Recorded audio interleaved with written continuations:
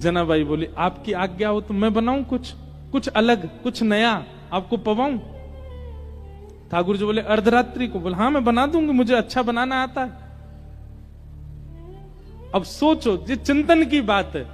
आधी रात है, सब सो रहे हैं नामदेव जी के घर में, और चूल्हा उठा करके जनाबाई बीच में रख रही है, लकड़ी उठा के ठाकुर जी ला रहे हैं जलाने के लिए। ठाकुर जी लकड़ी लगा रहे हैं, जनाबाई कह रही है फूंकनी से फूंक मारो तो भलेगी वो। ठाकुर जी फूंक मार रहे हैं। मां पतीला रखा है, बिठोवा लेके आओ, ठाकुर जी लेके आए, जनाबाई धो रही है, दोनों मिलकर के प्रसादी बना रहे हैं। जनाबाई बैठ गई, छोटे छोटे हाथों से छोटी छोटी रोटी बना रही है, रोटी बना के रखती है। ठाकुर जी के लिए दाल बनाई, कढ़ी बनाई, जो नए नए कुछ सामग्री बनाई, परोस दी सामने, ठाकुर जी को पवाने लगे। इतने प्रेम से ठाकुर जी पाते। और जगह तो मना करते हैं, नहीं बस हो गया, ए जना तू थक तो नहीं गई? नहीं थकी, एक और बना दे, हाँ पवा दे। ऐसे जना के साथ आनंद करते ठाकुर। जनाबाई की स्थिति ऐसी हो गई थी, एक बार जब जनाबाई की उम्र हो गई, बड़ी हो गई जनाबाई, तो कबीर दास ने जनाबाई के बारे में सुना। बोले महाराष्ट्र में एक परम भक्ता है जनाबाई, तो कबीर दास दर्शन करने के लिए गए। तभी किसी से पूछा जनाबाई कहां? बोले आगे वाली गली में घर है उनका, मिल लीजिए। कबीर दास जैसे गए तो वहां पे महाराज भीड़ लगी थी, लड़ाई हो रही थी, दो माताएं एक दूसरे से लड़ रही थी। कबीर दास जी ने जाके पूछा, भाई ये लड़ाई क्यों हो रही है? बोले अरे ये जो लड़ रही है, ये इसका नाम है जनाबाई, ये दूसरी मैया से इसलिए लड़ रही है, कल कंडे थापे थे ऊपर, कंडे समझते हैं, गोबर के उपले थापे थे, अब उनको निकाल के ले जाने में अब ये जनाबाई कह रही है कि ये अपने कंडों के साथ मेरे कंडे भी ले गई है। अब लड़ाई इस बात की हो रही है कि वो सामने वाली कंडे दे रही है और जनाबाई कान से लगा करके फेंक देती है, बोली ये मेरा नहीं है, मेरा वाला दो। अब बोले कंडे में भी मेरा तेरा क्या होता है? कबीरदास बोले कान से क्यों लगाती है? कबीरदास बोले ए जना सुनो, कंडे ही तो हैं गोबर के, कोई भी उठा ले, वो दे तो रही है सामने वाली, ले जाओ। बोले नहीं मेरे चाहिए। बोले तेरे उस पर लिखा है क्या कुछ? बोले लिखा नहीं है। जिस कंडे को कान पे लगाने से विठोवा विठोवा विठोवा विठल विठल ध्वनि आने लगे, समझो वो मेरे हैं, बाकी सारे इसके। कबीरदास बैठ गए वहां पर। बोले भैया किसी के मुख से नाम निकलता है, किसी के रों से नाम निकलते, पर इनके स्पर्श से जड़ वस्तु में से नाम निकलता है। कबीरदास स्वयं बीनने लगे, कंडा उठा, नहीं ये जना का नहीं है, फेंको। ए जना देखिए तेरा, इसमें से विठोवा आ रहा है। कबीरदास बीन के लाए। ऐसी जनाबाई। तो रास का मतलब क्या है? आपकी प्रेम लक्षणा भक्ति से प्रसन्न होकर के ठाकुर जी आपके लिए सहज हो जाएं, वो रास है। हम सब कथा किस लिए सुन रहे हैं? हम सब नाम जप क्यों कर रहे हैं? हम सब सारी स्थितियों में क्यों हैं? ताकि कभी हमको रास का अनुभव हो। भगवान ने सब गोपियों को आश्वासन दिया कि हम शरद पूर्णिमा की रात्रि पर आपके साथ रास करेंगे। आज शरद पूर्णिमा की रात्रि प्रकट हुई, सब गोपियां विचलित हो गईं। आज तो ठाकुर जी ने हमको बुलाया था।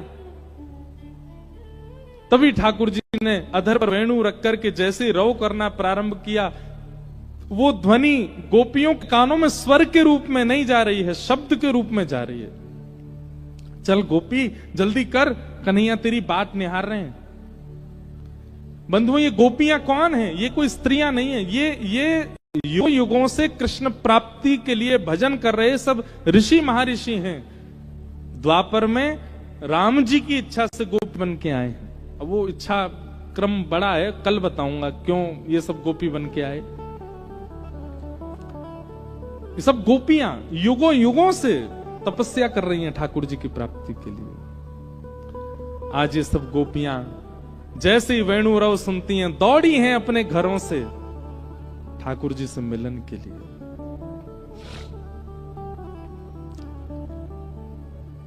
जैसे इतनी गोपियां आई, ठाकुर जी ने आकर के पूछा, अरे भाई तुम सबके आने का कारण, इतनी रात को क्यों आई हो? चलो अपने अपने घर को लौट जाओ। गोपियां नहीं लौटी, बल्कि ठाकुर जी को हम क्यों आई हैं इसका प्रमाण देने लगी। इसको प्रणय गीत कहते हैं, बहुत सुंदर है। हमारे पास एक तो समय की थोड़ी सी वो हो जाती है, एक तो हम लेट लतीफ इंसान, लेट आते हैं, ऊपर से फिर 6:15 बज गए। अब ये हमको कब पता चलता, जब आप उठते हो। 2-4 माताएं उठ जाती तो हमको पता चल जाता 6 बज गए, और फिर हमको लगती है अब कैसे भगाएं कथा। अब अगर अभी आप हमारी स्थिति पूछो, हमारी ऊर्जा पूछो, तो हम आज कथा विश्राम 11 बजे करें रात में, इतना मन हो रहा है। और मन में भाव ये आ रहा है कल तो हमको चले जाना है, अब पता नहीं फिर सागर वालों से कब मिलेंगे, इसलिए मन हो रहा है थोड़ा बोल लें।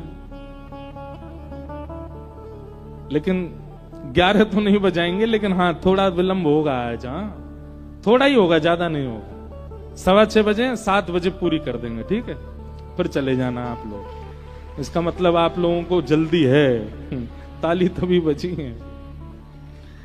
हम बहुत सूक्ष्म में ही कह देते हैं, रुक्मणी विवाह करा देते हैं, आप लोग सुनो, रास का थोड़ा भाव कह दें। गोपियों ने प्रणय गीत गाया, इस प्रणय गीत के भाव से ठाकुर जी रीझ गए और गोपियों के संग रास करने लगे। रास का मतलब एक एक गोपी को ठाकुर जी ऐसे मिल रहे हैं जैसे उसको कितने दिनों से जानते हैं। उसके सामने जाती गले में गलवैयां डालते हैं और ठाकुर जी कहते कहा लाइए मेरे काजे। और वो गोपी विश्वास नहीं कर पाती है कि ठाकुर जी उसके गले में गलवैयां डाल करके उससे पूछ रहे हैं। अब वो गोपी अपने घर की सामग्री देती है, बोले अरे तू तो बहुत बढ़िया बना के लाई है। फिर दूसरी गोपी के पास जाते हैं, अरे गोपी चल मेरे संग नृत्य कर ले, उसके संग नाचने लगते हैं। फिर तीसरी गोपी के पास जाते हैं, अरे तो इतने पसीना काहे को आ रहे हैं, अपने ही पटका से पहुंच देते हैं। मतलब लेकिन बिना गुरु निर्देश के ठाकुर जी मिल गए, बिना गुरु आज्ञा के ठाकुर जी मिल गए, बिना गुरु कृपा के ठाकुर जी मिल गए। इसलिए वह हुआ जो नहीं होना चाहिए था। इतनी सहजता ठाकुर जी की हुई कि गोपियों के चित्त में मान आ गया। और जैसे ही गोपियों के चित्त में मान आया कि हम तो बड़ी सुंदर हैं, ये हमारे रूप पे मोहित हो गए, ठाकुर जी उन सब गोपियों के बीच से अंतर्ध्यान हो गए। और जैसे ही ठाकुर जी अंतर्ध्यान हुए, सब गोपियां विचलित हो गईं, व्याकुल हो गईं। और व्याकुल स्थिति गोपियों की,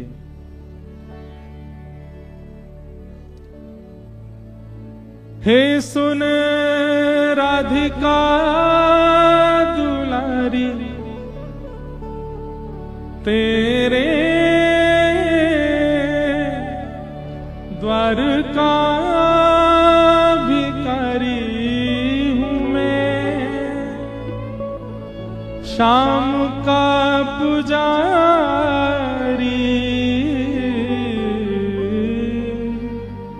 पीड़ा है हमारी हमें श्याम ना मिला,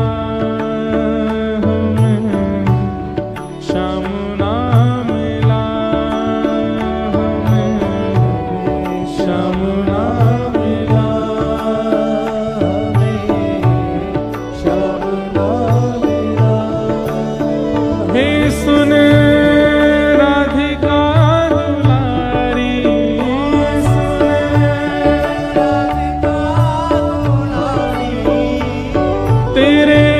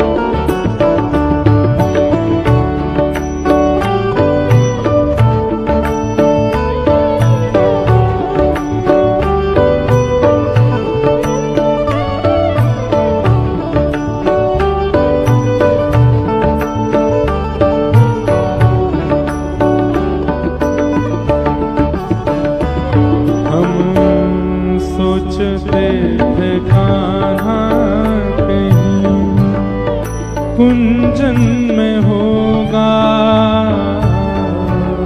सोचते थे गाना कहीं कुंजन में होगा। हम सोचते थे कान्हा कहीं कुंजन में होगा। सोचते थे गाना कहीं कुंजन में होगा। अभी तो मिलन का हमने सुख नहीं होगा।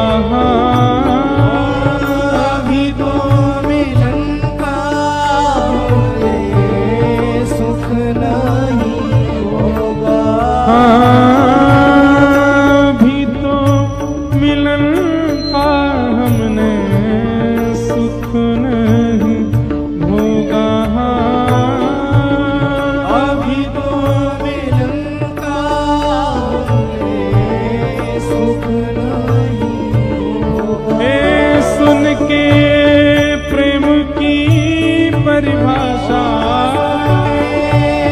प्रेम की परिभाषा मन में बंधी थी जो आशा, मन में बंधी थी जो आशा हुई रे निराशा झूठी, दे गया दिलासा। श्याम ना मिला हमें, श्याम ना मिला हमें, श्याम ना मिला श्याम ना मिला। गाओ। सुन राधिका दुलारी, सुन राधिका दुलारी तेरे द्वार का भिखारी, तेरे का भिखारी तेरे शाम का पुजारी, पीड़ा है हमारी। श्याम ना मिला हमें, श्याम ना मिला हमें, श्याम ना मिला श्याम ना मिला। अपना जहां जिसे कहे सब कोई, अपना जहां जैसे कहे सब कोई। अपना जहां जिसे कहे सब कोई, अपना जहां जैसे कहे सब कोई। उसके लिए ही मैं दिन रात रोई, उसके लिए ही मैं दिन रात रोई। नेह दुनिया से तोड़ा, नेह दुनिया से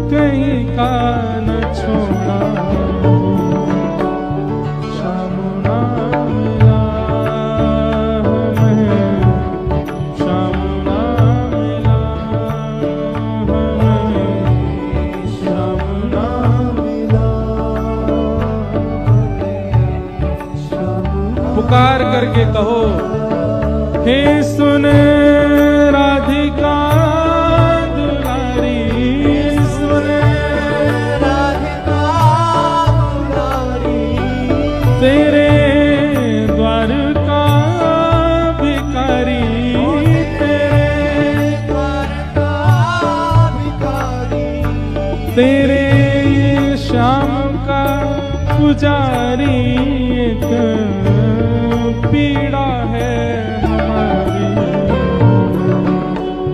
श्याम ना मिला हमें, श्याम ना मिला हमें, श्याम ना मिला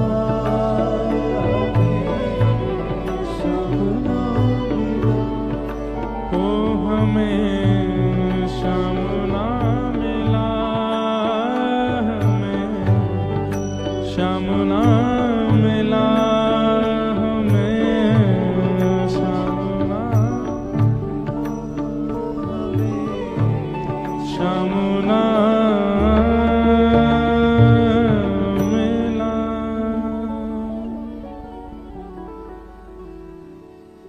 सब गोपियों ने किशोरी जी के चरणों में प्रार्थना करते हुए गोपी गीत गाया, और उस गोपी गीत के भाव में ठाकुर जी को पुकार रही हैं, दैत दृश्यताम दिक्षु तावका स्वै धृता सवस्त्वाम विचिन्वते। हे हमारे दैत सखा, हे हमारे प्राण जीवन धन श्याम सुंदर, आप प्रकट हो जाओ। ठाकुर जी अंतर्ध्यान क्यों हुए हैं? क्योंकि गोपियां आ गई हैं, लेकिन किशोरी जी की कृपा के बिना, ये किशोरी जी कौन है? गुरु। गुरु कृपा के बगैर यदि भगवत प्राप्ति हो गई तो ठाकुर जी अंतर्ध्यान हो सकते हैं। क्यों? क्योंकि गुरु ही तो बताएंगे कि ठाकुर जी आए तो वो कैसे डट कर के रुकें, वो कैसे आपके ही होकर के रहें, ये गुरु ही तो बताएंगे। और जब ठाकुर जी अंतर्ध्यान हो गए तब गोपियां किशोरी जी की शरण में गईं, और किशोरी जी की कृपा से गोपी गीत गाया, जिस गोपी गीत से ठाकुर जी पुनः प्रकट हो गए कि ताशामाभिर्भूत सौरी स्मयमाय मुखाम्भुज पीतांबरधरश्रगवे साक्षान् मन्मथ मन्मथ। ठाकुर जी गोपी गीत के बाद पुनः प्रकट हो गए। एक बात मैं यहां कहता हूं कि जो गाना जानता है ना ठाकुर जी को वही पा पाएगा। इसका मतलब यह नहीं है कि जिसके पास स्वर नहीं है उसको मना कर रहा हूं मैं, नहीं। जो भाव लिखता है, जिसके भाव प्रकट होते हैं, तुरंत कोई भाव प्रकट करके ठाकुर जी को रिझाने के लिए बना के गा देता है। हां, उसमें लोक रंजन की भावना नहीं हो, संसार के लोग उससे रीझें, ऐसी भावना नहीं, केवल ठाकुर जी के लिए लिखता है और गा करके सुना देता है। ऐसे व्यक्ति को ठाकुर जी बहुत जल्दी मिल जाएंगे। इसलिए हम तो निवेदन करते हैं कि अगर कृष्ण भक्ति में आप आगे आ चुके हो, वृंदावन का नाम सुन के ठाकुर जी का दर्शन करके नेत्र सजल होते हैं, कलम उठाइए और कुछ लिखा कीजिए। अपने हृदय के भाव एकांत में, वो किसी को नहीं दिखाने, केवल ठाकुर जी को सुनाने, प्रस्तुत किया करो।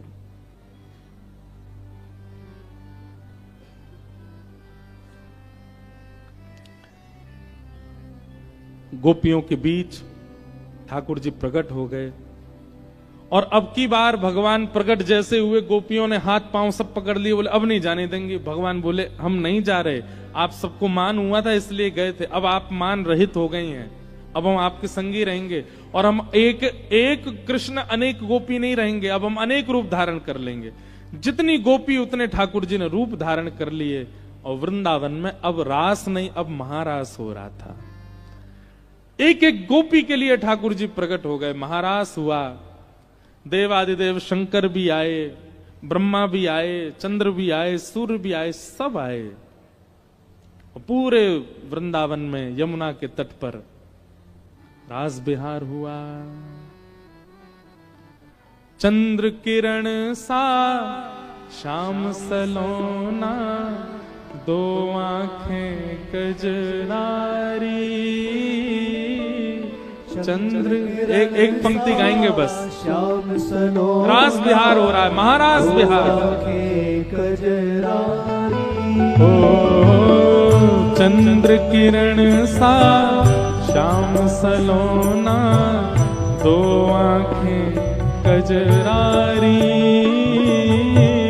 चंद्र किरण सा श्याम सलोना, दो आंखें कजरारी। ओ ठुमक ठुमक नाचे गोपियन के संग, जग का पालन हारी। ठुमक ठुमक नाचे गोपियन के संग, जग का पालन हारी।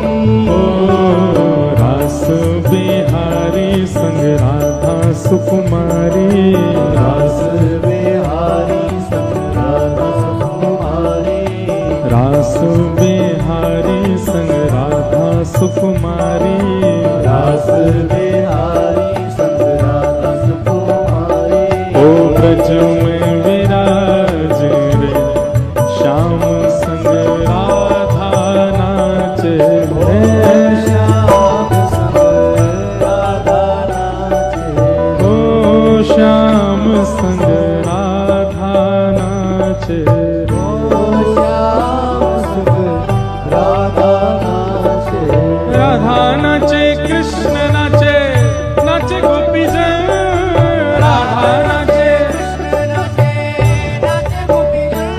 क्योंकि मन मेरा बन गया सखीरी, पावन वृंदावन मेरा बन गया सखीरी पावन वृंदावन। मन मेरा बन गया सखीरी, पावन वृंदावन। मन मेरा बन गया सखीरी पावन वृंदावन। मन मेरा बन गया सखीरी, पावन वृंदावन। मन मेरा बन गया सखीरी पावन ओ मन मेरा बन गया सखीरी, पावन वृंदावन। मन मेरा बन गया सखीरी पावन।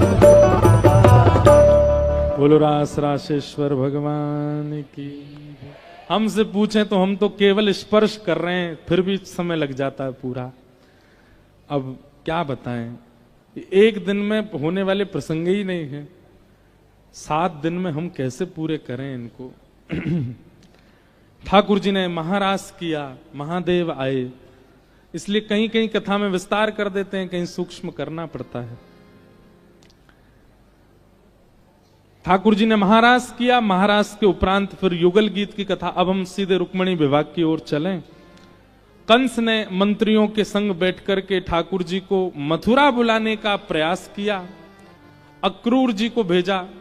कल कई लोग मुझसे कह रहे थे महाराज जी उद्धव गोपी संवाद सुनाओ। आपके सागर में एक ही सरोवर ठीक है, दूसरा सरोवर क्यों प्रकट करना। इतनी संख्या में लोग यहां आ रहे हैं, उद्धव गोपी संवाद हुआ तो इतने अश्रुबिंद प्रकट होंगे कि एक और सरोवर प्रकट हो जाएगा, इसलिए एक ही सरोवर ठीक है। कल हम कथा करके जा रहे थे तो एक भैया आके क्या बोले, महाराज जी आपने ठाकुर जी गैया के सींग पे लटका दिए, नीचे तो उतार दो उनको। आज आपने कथा करी कि ठाकुर जी सींग पे लटक जाते हैं, उसके बाद आपने नीचे तो उतारे ही नहीं। ऐसी भावना वाले श्रोता आते हैं सागर में। भैया सागर सामान्य नहीं है, यहाँ लोग कथा शब्द के रूप में नहीं सुनते, लीला के रूप में देखते हैं। और उन भैया का बेचारे का कथा में मन ही नहीं लगा होगा, क्यों, उनको ठाकुर जी सींग पे टंगे दिख रहे होंगे। वही भैया थे जो पहले दिन बोले आपने ठाकुर जी की सानी करवा दी, हाथ तो धुलवा दो। तो फिर से मैं रास्ता भर हम मौन रहते हैं। कल हमने अपना मौन तोड़ा, क्यों, उसके पीछे भाव यही आए, मैंने ठाकुर जी को कहना दारी के मुंह सिंह पे चढ़ा को, अपने नियमन को पालन कर रहा है। फिर मैंने हाथ पांव जोड़े, में लाल जी ने, फिर गैया ने सिंह नीचे किया और ठाकुर जी उतर गए। तो ऐसी भावना वाले अगर आप हो तो भैया ठाकुर जी दूर ना आए, आपसे बहुत जल्दी मिलेंगे, क्योंकि आप तो लीला का दर्शन करते हो, आप कथा थोड़ी सुनते हो। और हम सत्य बता रहे हैं, हम इतनी कथाएं कर चुके, हमको अनुभव है। लोग लीला नहीं देख पाते, लोगों को कथाएं शब्द ही लगते हैं। पर धन्य हैं आप सब लोग, आप लीला का दर्शन करते। ठाकुर जी ने रास बिहार किया, रास बिहार विश्राम कर दिया। अब कहीं यूं कहें आपने रास बिहार में ही छोड़ दिए, विश्राम तो करा दो। अक्रूर जी भेजे कंस ने, और अक्रूर जी महाराज वृंदावन आए, ठाकुर जी को लेकर के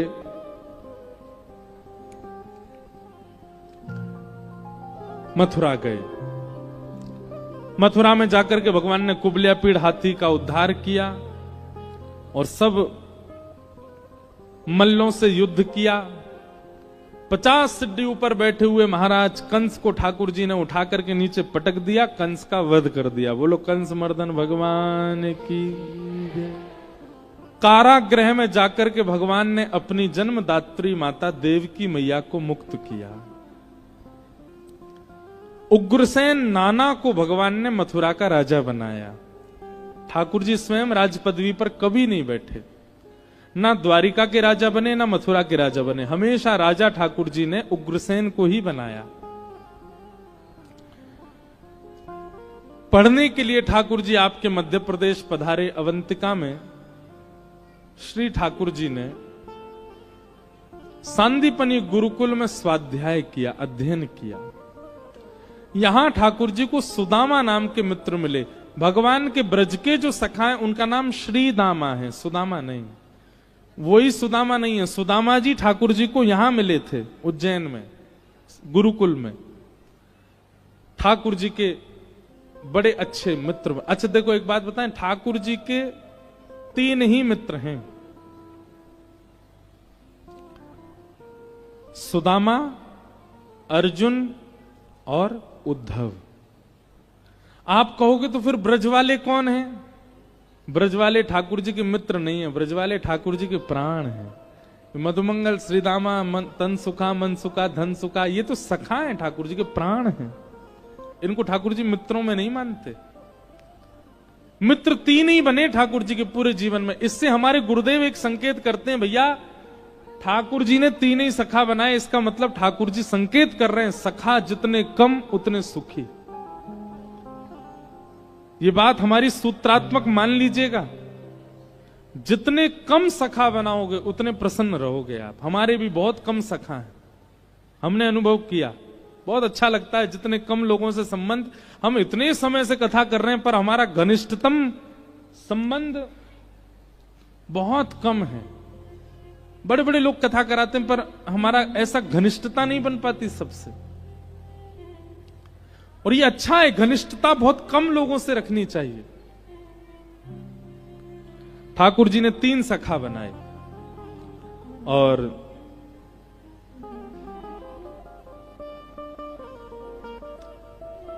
जल्दी कर दो।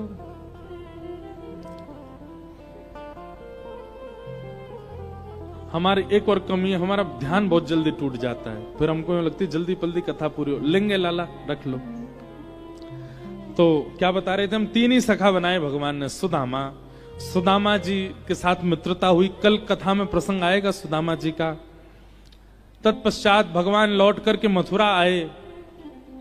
मथुरा में आकर के ब्रज की बहुत याद आई ठाकुर जी को, तो उद्धव को भेजा। उद्धव जी महाराज वृंदावन गए, गोपियों के साथ संवाद हुआ। लौट करके मथुरा आए। भगवान ने उद्धव को हृदय से लगाया। भगवान ने उद्धव को भेजा क्यों था?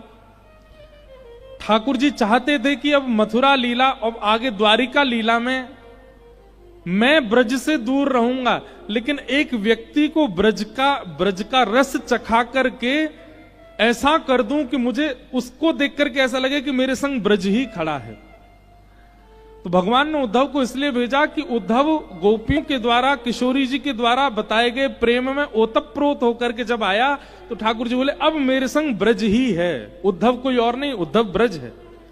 जब भी ठाकुर जी को द्वारिका में ब्रज की बहुत याद आती, भगवान उद्धव के पास ही जाते और हृदय से लगा लेते, क्योंकि उद्धव में ब्रज का अनुभव होने लगा।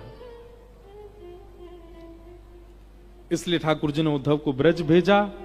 गोपियों का बहुत सुंदर संवाद है, बहुत मधुर करुण संवाद है उद्धव गोपी संवाद। हमने आखिरी बार उद्धव गोपी संवाद नवरात्रों में कहा था चंडीगढ़ में, 2 दिन तक कहा। अद्भुत आनंद है। विरह तो बहुत होता है पर आनंद है। कभी अवसर मिलेगा तो कहेंगे सागर, फिर कभी आएंगे तब कहेंगे उद्धव गोपी संवाद। अभी के लिए हम बस आज इतना ही कह रहे हैं। उद्धव जी महाराज आए, ठाकुर जी ने हृदय से लगाया। मथुरा पर जरासंध ने चढ़ाई कर दी, 17 बार ठाकुर जी ने उसको हरा दिया, लेकिन 18वीं बार जरासंध ब्राह्मणों की सेना लेकर के आया। और कहीं कहते हैं कि ब्राह्मणों को अनुष्ठान में बैठा करके आया। ठाकुर जी ने मन में विचार किया कि भाई अनुष्ठान विफल नहीं होना चाहिए। अनुष्ठान किस लिए करवा के आया था? कि मेरे से कृष्ण हार जाएं। तो ब्राह्मणों के अनुष्ठान की पूर्ति के लिए ठाकुर जी ने सोचा अब तो हमको हारना पड़ेगा, हारेंगे तो नहीं भागेंगे। और लड़ते लड़ते लड़ते विश्वकर्मा को आज्ञा की नई नगरी का निर्माण करो। सोते हुए सारे मथुरा वासियों को वहां पहुंचवा दिया। और युद्ध करते करते बलराम जी का हाथ पकड़ के ठाकुर जी रण छोड़ करके द्वारिका प्रस्थान कर गए। बोलो द्वारिकाधीश की, बोलो रण छोड़ राय भगवान की। द्वारिका में ठाकुर जी विराजे। रेवत राजा की पुत्री रेवती के साथ में, रेवत राजा की पौत्री, पुत्र की पुत्री, उनके साथ में बलराम जी का विवाह हुआ। रेवती हैं बलराम जी की पत्नी।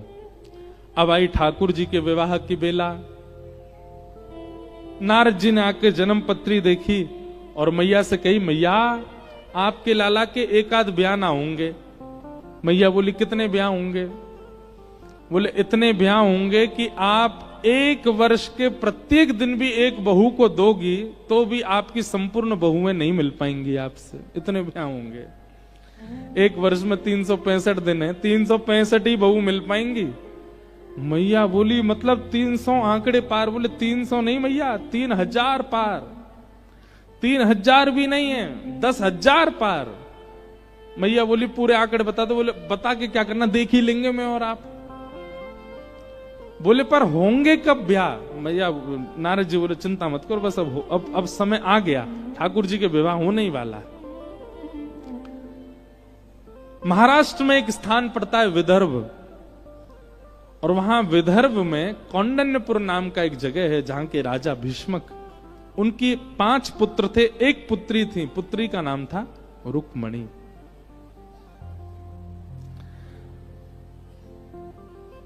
रुक्मणी जी ने इतनी कथाएं सुनी ठाकुर जी के अभी द्वारिका से ही हम कथा करके आए थे यहाँ पे, तो वहां हमने रुक्मणी कृष्ण विवाह बहुत विस्तार से कहा था।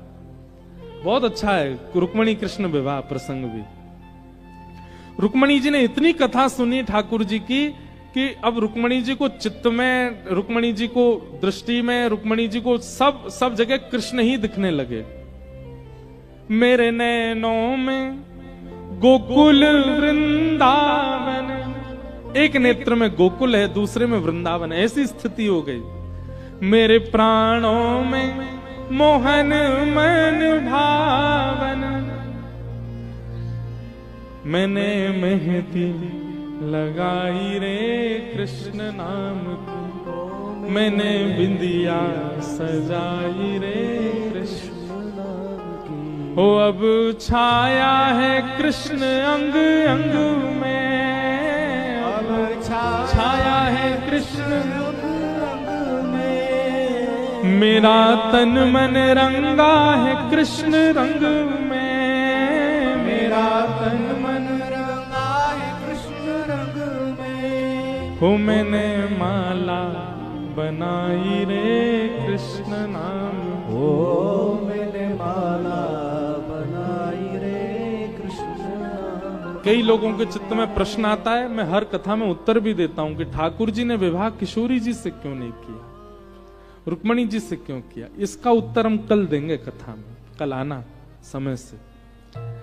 रुक्मणी जी ने पत्र लिखकर के ब्राह्मण के हाथों ठाकुर जी को भिजवाया, क्योंकि रुक्मणी के भाई रुक्मी शिशुपाल से सगाई कर रहे थे रुक्मणी जी की जबरदस्ती।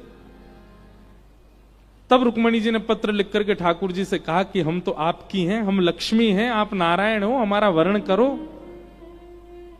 ठाकुर जी जैसे ही पत्र पढ़ा रथ लेकर के आए और यहां रुक्मणी जी देवी पूजा के लिए जा रही हैं। देवी पूजन के लिए श्री रुक्मणी जी जा रही हैं। चारों तरफ से सैनिक घेर करके चल रहे थे। तभी रथ आया। रथ पर विराजमान ब्राह्मण को रुक्मणी जी ने जैसे ही देखा, रुक्मणी जी बोली, आप अभी तक गए नहीं पत्र लेके? ब्राह्मण देवता बोले, हम गए, पत्र देके ठाकुर जी को ले भी आए अपने साथ में। रुक्मणी जी बोले, कहां हैं? बोले, मंदिर के पीछे खड़े हैं, आप पूजा कर लो, फिर मिलेंगे आपसे। और रुक्मणी जी यहां देवी पूजन के लिए जा रही हैं। जय जय गिरिवर राज किशोरी, जय जय गिरिवर राज किशोरी, जय जय गिरिवर राज किशोरी, जय जय गिरिवर राज किशोरी, जय महेश मुख चंद्र चकोरी, जय महेश मुख चंद्र चकोरी, जय गज बदन सड़ानन माता, जय गज बदन माता, जगत जननी दामिनी दुर्गा, जगत जननी दामिनी दुर्गा, जय जय गिरिवर राज किशोरी, जय जय गिरिवर राज किशोरी। बोलो रुक्मणी मैया की जय। श्री रुक्मणी जी देवी पूजा के लिए गई। देवी पूजन करके आपने जैसे ही नारियल अर्पित करके पीछे मुड़ करके देखा, आहा, त्रिभंग लली श्याम सुंदर, एक तो है ही इतने सुंदर। ऐसा वर्णन आता है कि ठाकुर जी मंदिर के पीछे क्या कर रहे थे? ठाकुर जी ने ब्रह्मा जी को बुलाया, ए ब्रह्मा इधर आओ, क्या हमारा श्रृंगार करो। ब्रह्मा जी बोले, हमको क्यों बुलाया? बोले, सबसे बड़े श्रृंगारी तुम ही हो, तुमने पूरी दुनिया में श्रृंगार किया है, सबको तुमने ही बनाया, तुम हमारा श्रृंगार करो। ब्रह्मा जी बोले, आप वैसे इतने बढ़िया लगते हो, अब क्या श्रृंगार करें? बोले, ऐसा श्रृंगार करो कि हमारा श्रृंगार करके श्रृंगारी ही मूर्छित हो जाए। और ब्रह्मा जी ने महाराज नेक श्रृंगार किया था, और श्रृंगार करके जैसे ही दूर जाकर के ठाकुर जी को देखा, ब्रह्मा जी मूर्छित हो गए। ठाकुर जी बोला, अब बढ़िया है, अब हम बढ़िया लग रहे, अब जाएंगे ब्याह में। अच्छा, ठाकुर जी ने ऐसा श्रृंगार क्यों करवाया? ये देखो, दो चार सखियां भी आ गई हैं, लगे हाथ हमारे भी काम बन जाएं। रुक्मणी जी का तो ब्याह हो ही रहा है। कैसी छोटी छोटी लालियां आई हैं सब। तो ठाकुर जी ने श्रृंगार क्यों कराया? वैसे ही इतने सुंदर हैं। संशय था क्या कि कहीं रुक्मणी जी को हम पसंद नहीं आएंगे? नहीं, ठाकुर जी बोले, देखो काम है, अस्त्र शस्त्र हमको उठाने नहीं है, सैनिक कितने हैं रुक्मणी जी की सुरक्षा में, मारना हमको किसी को नहीं है, रूप ही ऐसा बना के जाएंगे कि देख के सब मूर्छित हो जाएं और रुक्मणी जी को लेके हम चले जाएं। और श्री ठाकुर जी ने ऐसा श्रृंगार किया, जैसे ही पहुंचे, जितने सैनिक गए थे रुक्मणी जी के रक्षा में, कोई बोला, अरे बाप रे, इसकी चाल तो देखो। कोई बोला, चाल छोड़, इसके नेत्र देख ले। अब बोले, नेत्र छोड़, मुस्कान मत देख लियो, नहीं तो देख नहीं पाएगा कुछ, और मुस्कान तो देखो। कोई बोलो, भैया या की कमर ही देख लो, कितनी सुंदर कमर, पतरी सी, ऐसी गजगामनी सी चाल चल लो है। ठाकुर जी के रूप पर सब मोहित हो गए। ठाकुर जी मंदिर में गए, रुक्मणी जी को दोनों भुजा में उठाया और लेकर के रथ में बैठाए। असंख्य सैनिकों के बीच से बिना कुछ किए चुपचाप ठाकुर जी लेकर के आए, रुक्मणी जी को रथ पर बैठा के ले गए द्वारिका। सब सैनिक बोले, भैया और बड़ा सुंदर था। एक सैनिक बोला, रुक्मणी जी कहां गई? ढूंढने लगे, रुक्मणी जी नहीं मिली। तब एक सैनिक बोला, बोले मैं बताऊं? बोले हाँ, बोले वो आया था ना सांवला सा, वही लेके गया। सब लोगों ने उसी को पकड़ा, बोले ए तुझको तो पता था कि वो ले जा रहा है, हम तो सब व्यस्त थे उसके रूप को देखने में, तू तो देख रहा था कि ले जा रहा, तूने क्यों नहीं रोका?